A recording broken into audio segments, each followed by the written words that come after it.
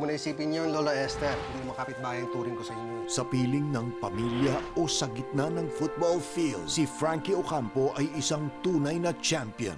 Nag-aaral ako para magkaroon ng kapangyarihan. Pwede ko silang isumpa para sa'yo. Baliw. Hindi biro ang maglaro para sa national team. Who knows? Baka finally, makakwalify na tayo sa World Cup. Maglalaro ako sa national team? Ngunit dahil sa di inaasahang trahedya, Nakita niyo ba yung asawatan ako? ang lahat ng tagumpay ay mawawala ng saysay. Hindi ko man lang inalam kung nasan yung pamilya niya. Ngayong Hulyo, Onting linis lang, tsaka ayusin lang. Pwede na itong magamit ng ibang bata na walang sapatos, di ba? matututunan nilang lahat Go, anak! Go! Bilisan mo! ang diwa Go, Hero! ng pagiging tunay na kampiyon.